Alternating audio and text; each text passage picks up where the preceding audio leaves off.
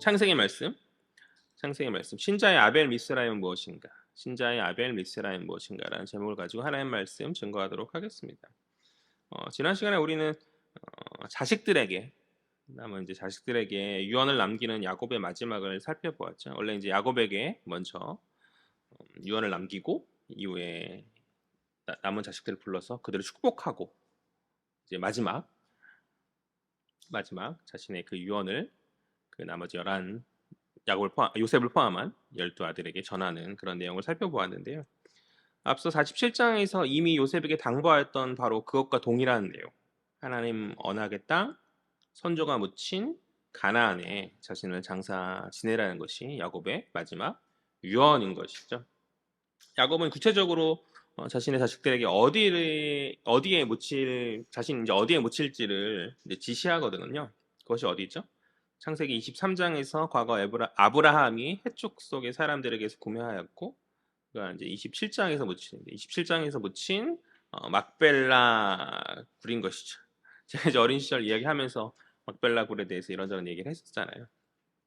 이것은 분명 그에게 있어 작은 소유가 아닐 수 없는 것이죠. 그러나 야곱에게 있어 이거는 단지 가나안 변두리에는 작은 굴이 아니었다. 비록 지금은 야곱에게 있어 이것이 작은 소유이지만 하나님 언약 가운데 말씀하신 영원한 소유의 상징으로서 야곱 믿음 안에서 그것을 크게 바라보았고, 그는 자신의 이 무덤을 이정표 삼아서 신앙 계승자인 자신의 후손들이 이후에 이 땅으로 돌아와서 주님 주신 영원한 소유를 누리길 소망하였던 것이죠. 그렇게 자신의 무덤자리를 후손들의 언약 이정표로 삼은 가운데 언약 가문의 자손들에게 믿음의 신앙 계승을 잘 마무리한 야곱은 이제 고되고 지친 육신이 그것을 자신의 침상에 누이면서 그의 호흡을 마치었다. 49장 33절을 보면, 앞장이죠. 오늘 50장이고 49장 33절을 보면 그가 자신의 발을 침상에 모으면서 숨을 거두고 있어요. 이는 그가 마지막 순간까지 영민하게 자신의 육신을 통제함을 보여주는 것이다라고 이야기하였었죠. 비록 과거 미성숙한 시기에 많은 문제들을 야곱이 이야기하였지만 이제는 신앙의 거장으로서 그는 자신의 사명을 다 완수하였고, 또 마지막 순간까지 자신의 육신을 잘 통제하여서 아름다운 마무리로 자신의 생을 마감하였다라는 것이죠. 여기까지가 지난 시간 살폈던 말씀의 내용이고, 이제 이어지는 50장의 내용들을 창세기 마지막 장인 50장의 내용들을 계속 살펴보려고 합니다.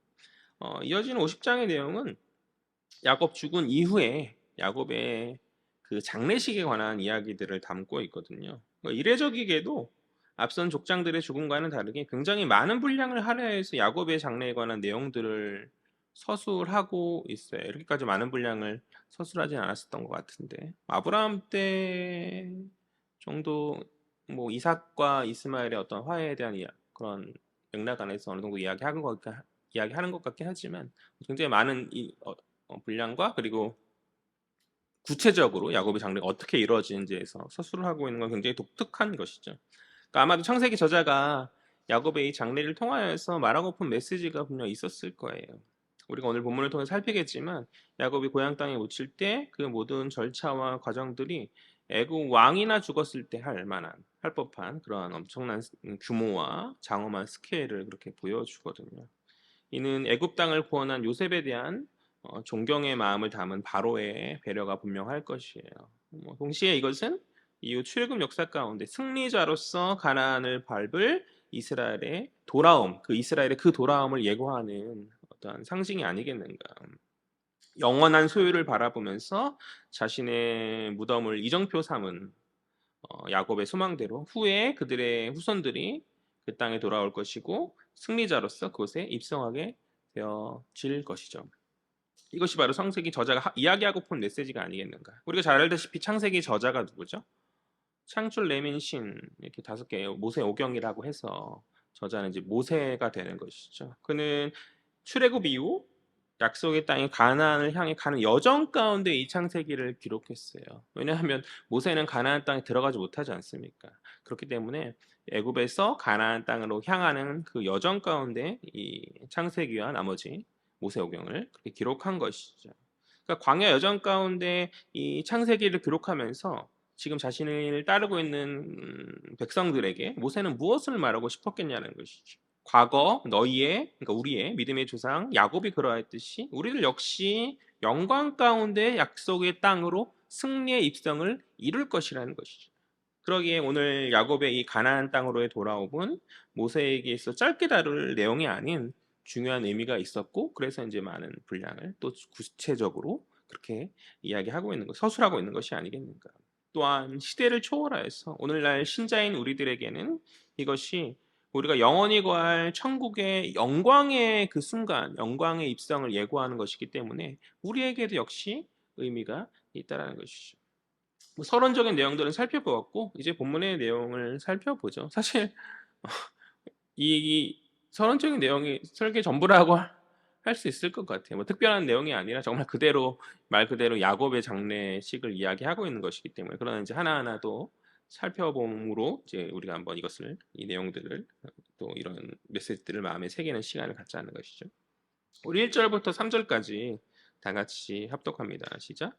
요셉이 그의 아버지 얼굴에 굽으려 울며 입맞추고 그 수종드는 의원에게 명하여 아버지의 몸을 향으로 처리하게 하매 의원이 이스라엘에게 그대로 하되 40일이 걸렸으니 향으로 처리하는 데는 이 날수가 걸림이며 애굽 사람들은 70일 동안 그를 위하여 복하였더라. 아멘.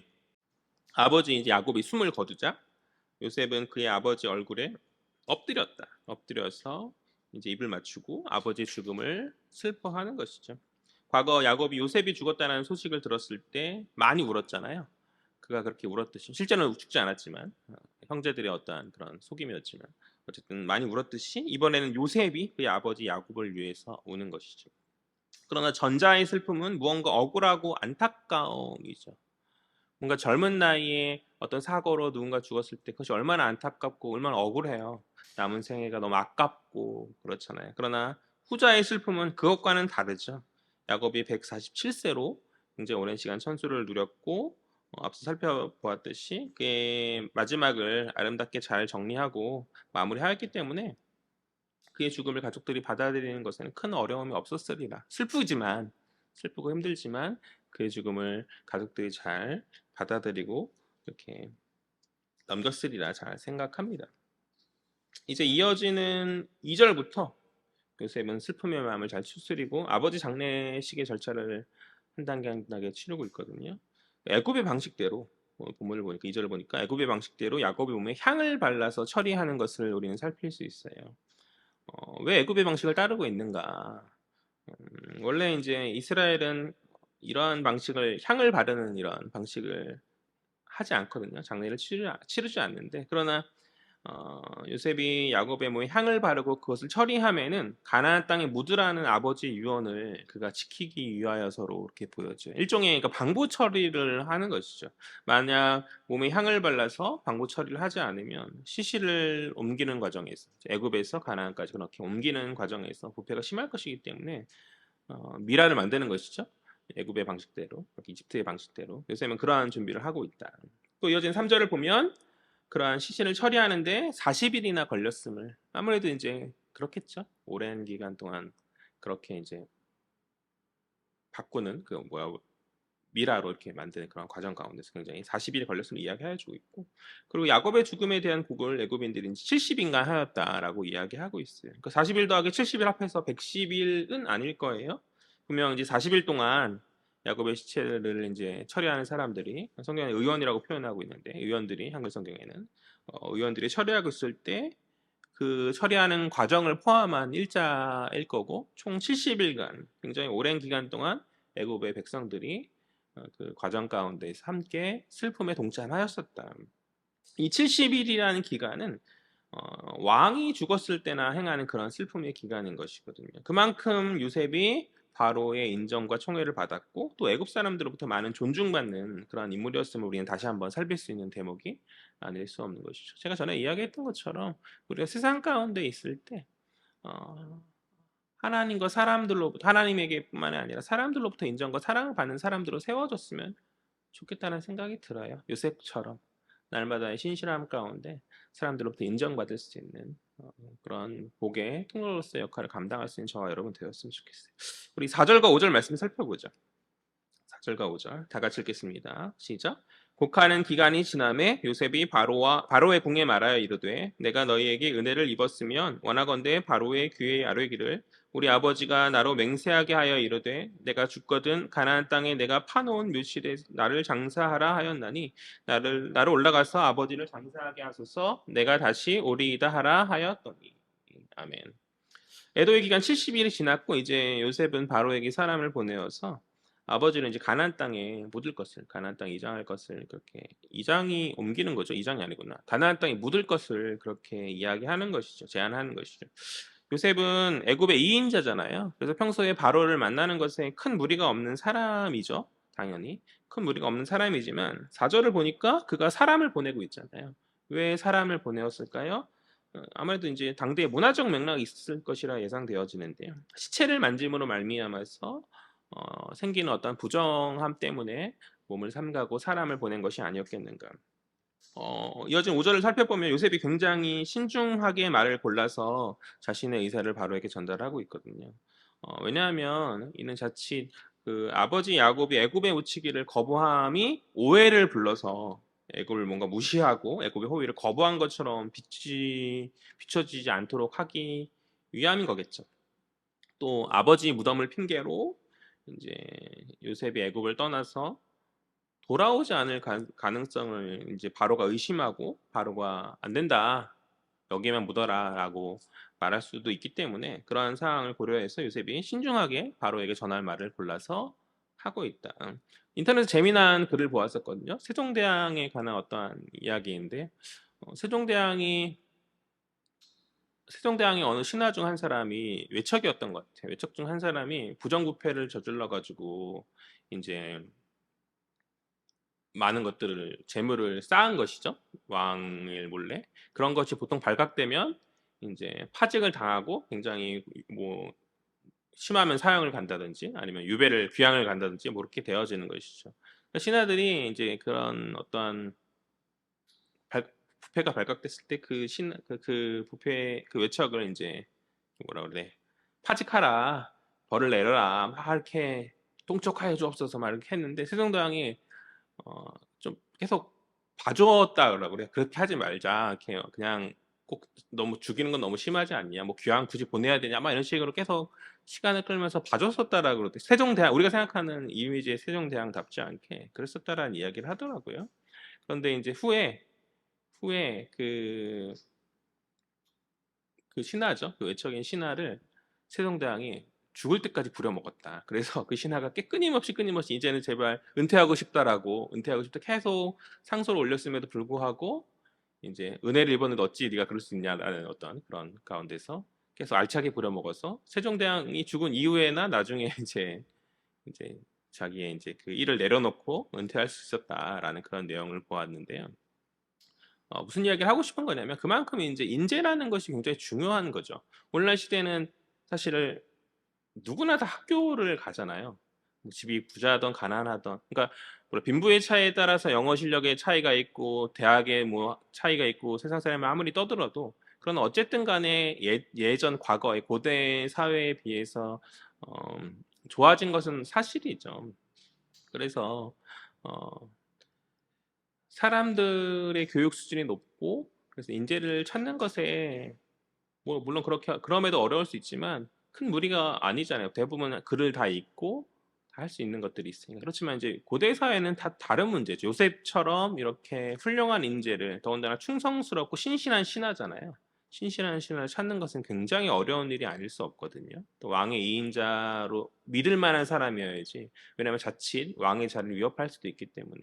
그래서 바로의 걱정은 사실 다른 무엇보다 요셉이 애굽을 떠나서 돌아오지 않는 것에 무게가 있었지 않겠는가. 그런데 이제 요셉이 그 말을 잘 가려서 해가지고 마지막에 이제 내가 돌아오겠다 그런 얘기를 하거든요. 신실한 약속을 지키는 요셉이니까 이제 바로는 보내준 것이 아니겠는가. 한번 살펴보죠 그 내용들을. 요셉이 바로에게 뭐라 말하는가. 먼저는 자신의 아버지가 가나안에 묻힐 것을 자신에게 맹세하도록 하였다라는 것이죠. 이것은 아버지 유언이다. 이것은 아버지 유언이기 때문에 꼭 따라야만 하는 것임을 밝히고 있는 서두에 밝히고 있는 거죠. 그러니까 요셉이 돌아오지 않을 것을 염려해서 바로가 이렇게 뭔가 막고 거부할 수도 있는데, 그러니까 인간적으로 아버지가 죽은 상태에서 그 유언을 지키는 것이 자식의 도리잖아요. 어떻게 보면 왕의 그것보다 앞선 수도 있는 그런 뭐 현실적으로 그럴 수는 없지만 어쨌든 간에 정서적으로는 앞설 수 있는 것이 죽은 사람의 유언이니까, 또는 친족의 유언이니까. 그래서 이제 그 양해를 구하는 가운데, 또한 요셉은 이미 아버지 야곱이 무덤을 앞서 파놓았었다라고 그렇게 밝히고 있어. 이는 가문 안에서 예전부터 준비되어진 것이기 때문에 무언가 애굽의 호의를 거부하는 그런 모양새는 아닌 것이죠. 그리고 무엇보다도 야곱이, 그러니까 무엇보다도 요셉은 아버지 야곱을 장사한 후에 이제 바로에게 돌아올 것을 약속한다. 바로의 걱정은 야곱의 장례를 애굽에 하는 곳에 치르는 그런 문제가 아니라, 충성스러운 일꾼인 요셉이, 신실한 일꾼인 요셉이 애굽을 떠나서 고향 땅에 그냥 정착해 버리는 것이었을 터인데, 요셉이 돌아온다고 하니 큰 문제는 없는 거죠. 요셉은 늘 언제나 신의를 지키는 신실한, 뭐 아버지 집에 있을 때나 뭐 보디발의 집에 있을 때나 애굽의 집에 있을 때나 그는 하나님의 사람으로서 하나님의 집에 늘 언제나 충실한 자였기 때문에 그러한 요셉이 돌아온다고 약속하니까 그 약속을 바로는 신뢰할 수 있었고, 이제 그의 소망대로 긍정의 대답으로 그의 아버지 장례를 감당하도록 하여 주죠. 6절 말씀 읽어볼까요? 다 같이요. 시작. 바로가 이르되 그가 내게 시킨 맹세대로 올라가서 내 아버지를 장사하라. 긍정의 대답이 바로의 입에서 나오게 된 것이죠. 계속해서 본문의 내용을 살펴보면 7절부터 9절까지 말씀 보죠. 다 같이 읽겠습니다. 시작. 요셉이 자기 아버지를 장사하러 올라가니 바로의 모든 신하와 바로궁의 원로들과 애굽 땅의 모든 원로와 요셉의 온 집과 그의 형제들과 그의 아버지의 집이 그와 함께 올라가고 그들의 어린 아이들과 양떼와 소떼만 고센 땅에 남겼으며 병거와 기병이 요셉을 따라 올라가니 그때가 심히 컸더라. 아멘. 그러니까 한 인물의 죽음에 대한 장엄한 행렬이 애굽 땅에서부터 가나안 땅까지 이어지고 있는 것이죠. 바로의 모든 신하가, 과장법일 것 같긴 한데, 바로 궁의 모든 원로들과 애굽 땅의 모든 원로가 그 길을 걸었고, 어린아이들을 제외하고는 그 가문의 온 집안의 형제들과 가문의 사람들이 그 길을 걸었다. 왜 어린아이들 남겼을까요? 먼 길이니까, 먼 여행길이니까. 여담으로 어린아이만 남겼다고 했을 때 누가 그들을 돌보 왔는가라는 의문이 남잖아요. 의구심이 들잖아요. 여성들이 남았겠죠. 여성들이. 당시 고대 근동의 남성 중심의 사회 안에서 또 사회이기도 했었고, 또 먼 여정길이었으니까 여성들은 남고 이제 남자들이, 대표성을 띠는 남자들이 그 길을 걷는 것이죠. 아무튼 그뿐만 아니라 구절을 보면 애굽의 병거와 기병이 그 행렬을 호위하여서 굉장히 엄숙한 분위기 가운데 마치 왕의 장례를 치르는 것 같은 그런 영광의 장례가 절차들이 이루어지고 있다. 야곱이 죽어서 왕에 대접받으면서 고향 땅에 돌아오고 있는 장면인 것이죠. 영광과 승리의 귀환이다. 이는 출애굽 때에 홍해까지 이스라엘을 뒤쫓았던 애굽의 그 병거와 기병을 연상케 하는 것이죠. 이스라엘 그 행렬, 장엄한 행렬 가운데 그들을 쫓지 않습니까? 애굽의 병거와 마병이. 오늘은 이제 호위하기 위해서 쫓지만 이후에는 어쨌든 그들을 추격하기 위해 쫓는 것에는 차이가 있지만 어쨌든 그것을 예표하는 내용이 아니겠는가. 과거 그들의 조상 야곱이 과거 그들의 조상 야곱이 장엄한 왕의 행렬로 고향 땅을 밟았듯이 그들의 후손 또한 출애굽 시대에 그러한 영광의 길을 걸으며 본향으로 돌아올 것이고, 또 믿음의 영적 후손인 우리들 또한 예수 그리스도의 장엄한 죽음의 십자가 행렬을 뒤따름 가운데 우리가 영광을 얻으면서 하늘 본향 누리며 돌아가게 될 줄 믿습니다. 그러니까 과거의 야곱의 행렬에는 VIP인 남성들만 참석할 수 있는 거죠. 그리고 출애굽 시기에는 이스라엘 민족에 속한 자들만이 그 자리에 참석할 수 있었어요. 그러나 이제는 남녀노소 혈통과 지위에 상관없이 높은 자나 낮은 자나 할 것 없이 부한 자나 가난한 자나 할 것 없이 자기를 부인하고 자기 몸을 찢으신 그리스도를 따름으로 말미암아, 믿음으로 그분을 섬김으로 말미암아 은혜 가운데 동참할 수 있게 되었다. 그 끝은 영광의 자리요 야곱이 꿈꾸었던 영원한 소유로서 우리에게 예비된 초소이며, 우리는 그날 그곳에서 그리스도의 영광을 바라보면서 영원토록 그와 함께 즐거워하며 기쁨으로 그곳에 거하게 되어질 줄 믿습니다. 이것이 바로 교회가 말하는 구원이잖아요. 교회가 말하는 구원의 진리 아닙니까? 우리 10절과 11절을 살펴보죠. 다 같이 읽겠습니다. 시작. 그들이 요단강 건너편 아닷 타작 마당에 이르러 거기서 크게 울고 애통하며 요셉이 아버지를 위하여 7일 동안 애곡하였더니 그 땅 거민 가나안 백성들이 아닷 마당의 애통을 보고 이르되 이는 애굽 사람의 큰 애통이라 하였으므로 그 땅 이름을 아벨 미스라임이라 하였으니 곧 요단강 건너편이더라. 아멘. 10절을 보면 가나안 땅에 도착한 야곱의 그 장례 행렬은 그곳에서 7일간 이미 앞서서 70일 하고 왔는데 가나안 땅에 돌아와서 이제 시체를 옮겼으니까 다시 한번 이제 절차를 엄숙하게 진행하고 있는 거죠. 흐트러짐도 있었을 것이고 그러하니 7일간 애국하면서 장례 예식을 치르는 것이죠. 이는 그곳의 거민들의 관심을 가나안 거민들의 관심을 끌기에 충분한 사건이죠. 많은 행렬이 왔고 이것은 평소 흔히 볼 수 있는 그런 광경이 아니지 않겠어요? 저는 2022년 아니 2022년 저는 2002년 광화문에서 월드컵 경기를 응원했던 때를 아직도 기억하거든요. 어떻게 그때는 다들 어렸었어가지고 TV 지금 이제 전설로나만 듣는 내용인데 저는 그 현장에 있었던 세대거든요. 차가 다니는 도로를 막 사람들이 막 가득 채우고 함께 기뻐하고 울고 웃고 했던 그런 순간들이 저는 참 기억에 남는 거 추억하게 되어지는 것 같아요. 요즘에는 이제 정치적 어떤 집회의 공간으로 바뀌어진 것 같아서 좀 안타까움이 있는데 아무튼 2002년의 그런 모습은 조국 사회의 긍정의 역사로 오래 기억이 되지 않을까. 저 개인에게뿐만이 아니라 조국 사회의 긍정의 기억으로 오래 남게 되지 않긴. 벌써 2023년인데 월드컵 시즌 때마다든지 뭐 때때로 2002년을 아직도 계속 얘기하잖아요. 그만큼 이제 큰 평소에 보기 어려웠던 큰 행사였고 흔히 볼 수 없는 그런 사건이었던 것이죠. 오늘 11절에서 가나안 거민들에게 이 야곱의 장례가 그와 유사한 그들에게 역사적 사건으로 새겨지는 장면이다. 그들이 그것을 기이 여김 가운데 이름을 붙이지 않습니까? 그만큼 이제 굉장히 어떤 특별한 일로 그들에게 역사에 새겨지는 장면인 것인데 아벨 미스라임이다라고 말하거든요. 그러니까 미스라임이라고 되어 있는데 미찌라임이에요. 미찌라임. 미찌라임이 뭐냐면 애굽이란 뜻이에요. 미츠라임이 애굽이라는 뜻이고 아벨 미츠라임 해가지고 아벨은 이제 애통이라는 뜻이 돼가지고 그래서 합하여서 애굽의 애통이다라고 이야기하는 것인데요. 아무튼 이제 그 장소는 애굽의 애통이라는 아벨 미스라임으로 불리게 되었고 이는 가나안 거민들 역사에 그것이 야곱의 장래가 새겨지는 그런 순간이죠. 뿐만 아니라 이제 출애굽하여서 하나님의 그 약속의 땅으로 돌아오는 자의 그의 후손들에게는 그러니까 가나안 거민의 역사에 새겨진 그들의 이정표가 되는 것이죠. 그들은 후에 그들의 조상 야곱이 앞서 보인 그 영광 가운데 돌아옴의 그 순간을 이제 이방인의 역사 가운데 확인하면서 그들 또한 그러한 영광의 자리에 서기를 갈망한 가운데 자신들의 본향으로 그 발걸음의 길을 이제 모세가 이제 돌아온 가운데 이 모세오경에 창세기에 쓰여진 것이잖아요. 이것을 이야기하고 낭독하고 이야기함 가운데서 자신의 본향으로 돌아오게 될 것을 기대함으로 갈망으로 나와왔었겠죠. 특별히 한 가지 더 살펴볼 때 10절과 11절에서 이 아벨 미스라임의 장소가 이제 요단강 건너편이다라고 이야기하거든요. 두 번 반복해서 이야기해 요단강 건너편이다. 가나안 땅은 애굽의 동쪽에 있어요. 여기를 보시겠어요? 좌표를 여기가 이제 애굽이라 치면 제 손을요. 여기가 애굽이라 화면을 준비했었어야 되는데 여기가 애굽이라 치면 애굽에서 이렇게 동쪽으로 가면 가나안 땅이 있어요. 그리고 그 동쪽에 요단강이 있거든요.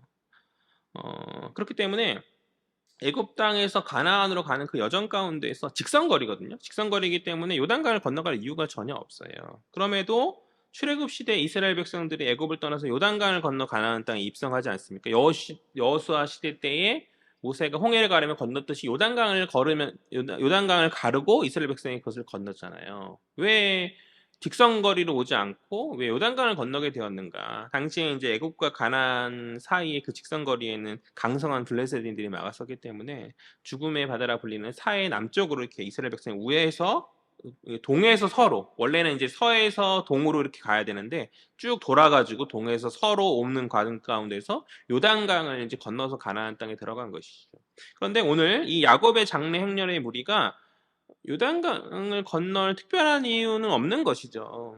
그런데 그럼에도 10절과 11절은 이 아벨 미스라임을 요단강 건너편이다라고 말하지 않습니까? 그것도 두 번이나 그렇게 이야기하고 있다는 것이죠. 그래서 어떤 학자들은 모종의 이유로 성경에 기록되지 않은 어떤 모종의 이유로 이 장래 행렬이 출애굽한 그들처럼 우회해서 요단강을 우회해서 남쪽으로 가서 사해 남쪽으로 가서 동에서부터 서로 그렇게 이제 요단강을 건너서 가나안 땅에 오는 그 여정을 따랐을 것으로 그렇게 추측하거든요. 뭐 그것도 은혜롭긴 하는데, 그러니까 그거죠. 야곱의 장래가 걸었던 그 길을 후에 후손들이 동일하게 그 순례 여정처럼 걸어가는 그것으로 이야기하거든요. 굉장히 은혜롭잖아요. 과거 야곱이 걸었던 그 길을 우리가 걷는다라고 말하는 그것도 은혜롭긴 한데, 저는 이것이 실제 그들의 애굽 그러니까 실제 오늘의 그 야곱의 장래 행렬이 출애굽한 그들처럼 그러한 여정을 이렇게 돌아서 가나안으로부터 그러니까 돌아서 그 뭐야 요단강을 이렇게 건너서 오는 여정을 지났다기보다는 요단강 건너편이란 말을 의도적으로 모세가 사용해서 그러니까 출애굽과 연관성을 상징적으로 보여주고 싶은 것이 아닌가라는 생각이 들거든요.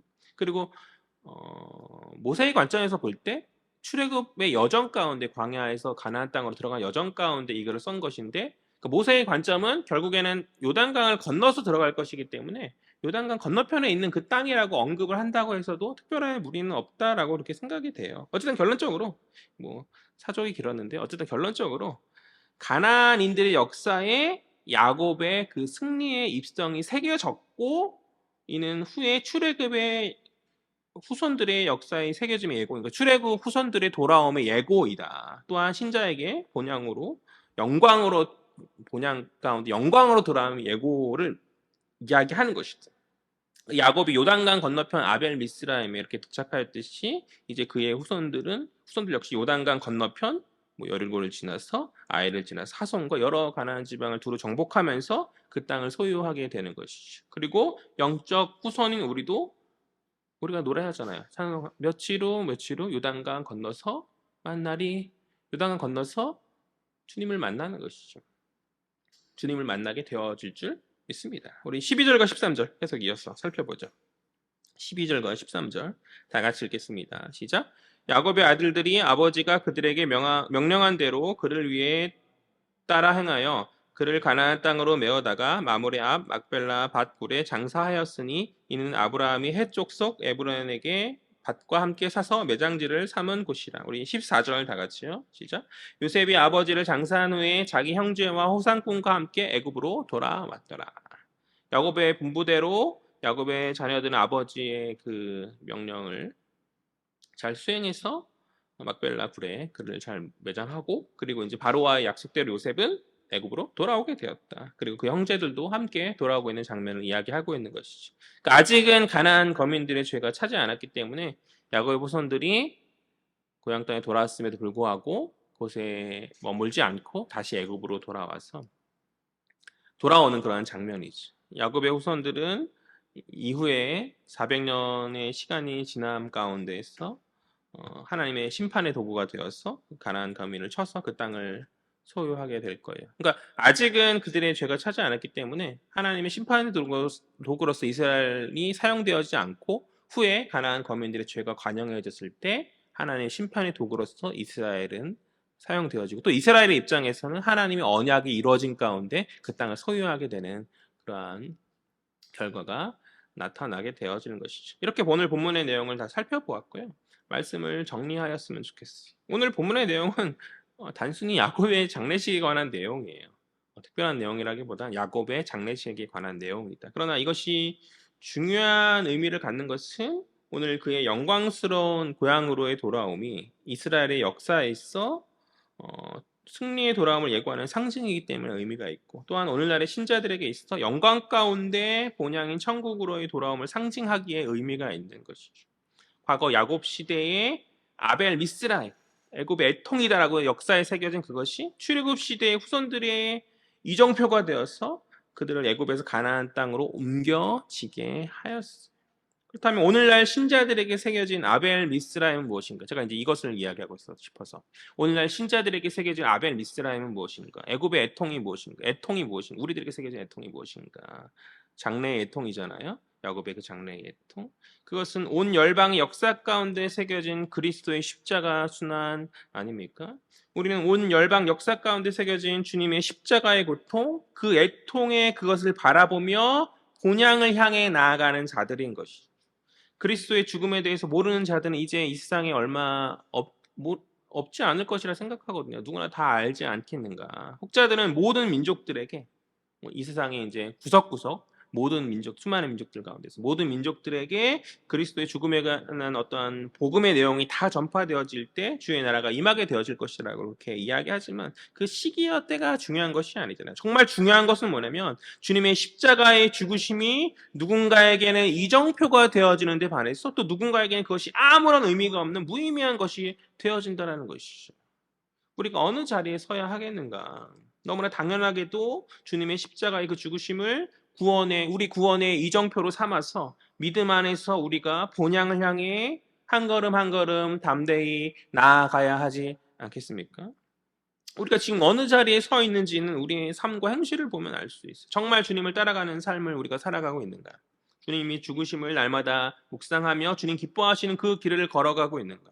입으로는 주님의 십자가의 죽으심이 내 하늘 본향의 이정표요 큰 의미입니다 라고 말하지만 실제의 삶 속에서는 주님의 그 자기 부인과 자기 찢으심과는 무관한 삶을 걸으면서 마치 그렇게 그 길을 걷지 않으면서도 마치 주의 제자인 것 마냥 그 길을 따르는 것 마냥 우리가 혹 스스로를 속이며 신앙의 길을 걸어가고 있지 않냐는 것이죠. 사랑하는 여러분, 가슴에 손을 얹고 잘 생각해 보았으면 좋겠어요. 지난 모든 세월이 또 한 주간의 지난 삶이 그리스도의 순환의 이정표를 바라보며 본향을 사모한 가운데 우리가 달려나가고 있었는지, 아니면 본향이 아니라 이 땅 안에서 우리의 시야를 머물러 매어 이 땅을 초점으로 향하여 바라보면서 여전히 땅의 것을 추추며 살아가고 있었지는 않았는지, 만약 우리가 여전히 이 땅에 우리의 초점이 머물러 있다고 한다면 그것은 가나안이 아닌 애굽의 어느 이름 모를 장소에 묻힐 야곱이 되는 거죠. 오늘 야곱은 영광 가운데 가나안에 묻히지 않았습니까? 그런데 우리가 땅을 바라보면 야곱이 자기 사명을 다 내팽개치고 그냥 애굽 땅에 그냥 여기서 묵힐래 라는 그런 야곱이 되어지는 것이죠. 잠깐은 애굽에서 그들이 슬픔을 가운데 또 나름 그 애굽의 명당 자리에서 묻혀가지고 요셉을 존경하는 어떤 많은 사람들이 야곱을 존중하고 뭐 이렇게 향도 지내주고 펴주고 뭐 이런 것도 했을지 있을지는 모르겠지만 그와 그의 후손이 거할 주님으로부터 받을 영원한 소유는 얻지 못한 채 그들은 아무런 이름도 남기지 못하고 나라들의 흥망성쇠감 가운데서 이스라엘의 민족이라는 그런 존재조차 그냥 사라지게 되어지겠죠. 만약 야곱이 그러한 선택을 하였었다라고 한다면 그것이 얼마나 허망합니까? 우리가 나름 예수 잘 믿는다고 주께 나와왔는데 마지막 그날 그때에 주님께서 나를 모른다고 하시면 너희 삶과 행실이 믿음을 전혀 증거하지 않았다. 너희 삶과 행실이 나를 전혀 증거하지 않았다. 너희 삶과 행실이 내 순환의 십자가를 이정표 삼아서 나오지 않지 않았느냐라고 주님이 우리에게 그렇게 말씀하신다면 그것이 얼마나 허망한 일이 되겠어요. 나름 신앙생활 오래 했고 교회 오래 앉아있고 예배도 드렸고 나름 뭔가 한다고 했는데 마지막 그날 그때에 그냥 우리의 모든 쌓아놓은 종교적 애식들이나 종교적 행위들이 다 허무하게 사라진다면 그것이 너무나 안타까운 일이 되지 않겠어요? 물론 이제 그 자리에 앉아있는 여러분들은 대부분 성령이 주시는 믿음 안에서 중생함을 얻고 이미 구원함을 얻은 자인 줄 믿습니다. 그렇다면 적어도 주님 우리를 그날 그때 외면하시지는 않겠으나 수많은 주를 부인했던 많은 자들과 달리 우리를 주님 외면하시진 않겠지만 그러나 우리가 구원은 받았음에도 불구하고 주님으로부터 받을 아무런 상급이 없다라고 한다면 그것 또한 얼마나 후회스럽고 안타깝고 허망한 일이 되지 않겠냐라는 것이죠. 믿음 안에서 죽음 이후에 있을 소망을 바라본 야곱처럼 이 땅 안에서 우리의 소망을 우리가 둘 것이 아니라 죽음 이후에 우리의 소망을 하늘에 두며 우리가 살아가야 하지 않겠는가. 너무나 잘 알고 있는 이야기 아닙니까? 제가 늘 얘기했잖아요.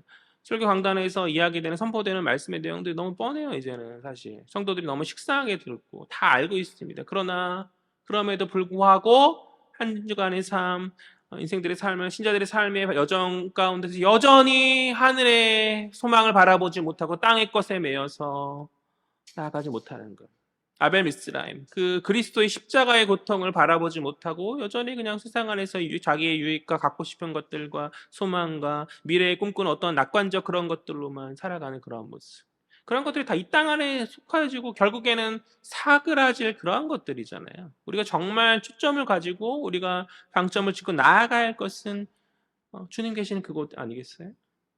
마지막 그날 그때 우리는 영광 가운데 주를 목도하며 이 땅의 영광을 비교되지 않는 아름다운 영광의 모습으로 본향에 입성하게 될 것인데 그것을 바라봄이 아니라 야곱이 자기의 죽음을 통해서 후손들에게 말하였던 것, 영원한 소유가 있다. 지금 이거 애굽 제국이지만 머물러 있지 말아라 너희들. 내가 죽어서라도 갔던 사모하였던 그것을 너희 또한 사모하지 않겠는가? 죽음을 통해서도 보여줘. 이정표 삼아 주었던 그것을 보여하지 않겠는가? 그리스도가 보여주셨잖아요. 자신의 몸을 찢고 죽으심으로 순환의 이정표로 고통 가운데 보여주시지 않으셨습니까? 그 애통의 그것을 우리가 바라보며 우리가 그 이 땅의 것들을 그러니까 다 배설물처럼 여기고 이 땅에 살면 고난이고 어려움일 거예요. 다 버리고 그 하늘 소망 바라보는 게 쉬운 것입니까? 그러나 이 땅의 것과 비교할 수 없는 그날 임하게 될 은혜, 예비된 은혜가 영광이 우리에게 있지 않습니까? 그 영광을 바라보면서 한 걸음 한 걸음 걸어갈 수 있는 저와 여러분 되었으면 좋겠어요. 내려놓을 건 내려놓고 포기해야 될 것도 포기하고 주님 나라를 위하여 헌신하면서 마지막 그날 그때 주님으로부터 잘하였다 착하고 충성된 종아 내가 너의 믿음을 잘 보았다. 너는 나를 따르는 참된 신자였노라고 참된 자녀였노라고 참된 제자였노라고 주님으로부터 그 은혜의 말씀을 들을 수 있는 그런 기쁨이 우리 가운데 있었으면 좋겠어요. 그 장엄한 영광의 입성 가운데 오늘 야곱은 죽어서 갔지만 우리는 영화의 몸을 입고 영원한 생명을 소유함 가운데 그날 그때 거하게 되어질 줄 믿습니다. 그곳에 거하게 되어질 줄 믿습니다. 우리 한 사람 한 명 빠짐없이 그 자리에서 다 같이 요단강 건너서 만나자. 빨리 그날이 와자고 하면 약간 그렇네요. 그런 어떤 속히 그날이 임하게 되었으면 좋겠어요. 마지막 그날 그때 한 사람 한 사람 하나님 아버지로부터 받을 상급이 큰 거예요. 이 땅에서 비록 작은 소유밖에 갖지 못하고 무언가 부족하고 어렵게 살았는데 들어가 보니까 엄청난 힘이 큰 많은 것들이 주님으로부터 예비되어졌고 영광 가운데 우리가 나아간다면 그것이 얼마나 큰 기쁨입니까? 우리가 서로 그러한 영광의 순간을 서로 목도하면서 잘했다 우리가 정말 믿음의 길을 잘 갔다 라는 그 서로 이야기하였으면 좋겠고 그때 이것저것 뭔가 핑계댈 것들이 많았고 신앙을 포기할 상황도 있었고 유혹도 있었고 미혹도 있었고 많았는데 그럼에도 불구하고 주님 너무나 사랑하여서 그 주님이 십자가의 길을 쫓았고 좁은 길을 갔고 그것의 결과가 이것이지 않은가 너무나 좋다 기쁘다라고 서로 이야기하면서 우리가 잘했다 라는 이야기들을 서로 나눌 수 있는 칭찬의 이야기들을 주님으로부터 뿐만 아니라 우리가 서로 나눌 수 있는 우리가 헤아림 교회 잘 섬겨서 그 작은 교회 개척교회 아무도 가지 않는 그 교회에서 우리가 이렇게 해서 이렇게 영광의 면류관에 우리 가운데 있지 않은가라는 그런 상상 얼마나 기쁩니까? 그런 소망 가운데 우리가 달려갈 길을 잘 감당하며 설 수 있는 저 여러분 되었으면 좋겠어요. 바라기는 우리 하나님의 모든 성도들이 우리의 모든 삶과 행실로 본향을 사모하는 하늘 소망의 사람임을 드러내는 참된 믿음의 사람들로 세워지기를 성숙한 신자들로 세워지기를 주의 이름으로 간절히 소망합니다. 기도하겠습니다. 좋으신 하나님 참으로 감사합니다. 주님 부족하고 전역한 저희들을 자녀 삼아주시고 구원의 길로 인도하여 주시니 참으로 감사합니다. 주님이 예비하신 그 처소를 바라보며 그 하늘 소망을 바라보며 나아갑니다. 마지막 그날 그때에 목도하게 될 그리스도 영광을 사모함으로 우리가 나아갑니다. 지금으로는 비록 믿음 안에서 희미하게 보지만 그날 그때에는 주님을 직접 대면하며 밝히 볼 수 있는 그 영광의 순간 우리가 주님과 함께 기뻐하며 함께 은혜들을 나누는 그 순간을 사모함의 마음 우리가 신앙 여정 가운데 아버지 잃어버리지 않도록 지금 저희들을 지켜주시옵시고 그러한 갈폭한 심령으로 우리가 나아갈 때에 주님 세상 유혹을 다 버리고 온전히 주님만 쫓을 수 있는 참된 제자로 온전하게 변화될 수 있도록 주님 주장하여 주옵소서. 한 사람도 빠짐없이 함께 그날 그 큰 은혜의 기쁨을 누리는 하늘의 상급을 신령한 상급을 받는 은혜 누리기를 간절히 소망합니다. 주여 저희들의 신앙 여정을 주님 지켜 주옵소서. 감사드립니다. 이 모든 말씀 살아계신 예수 그리스도의 이름으로 기도합니다. 아멘.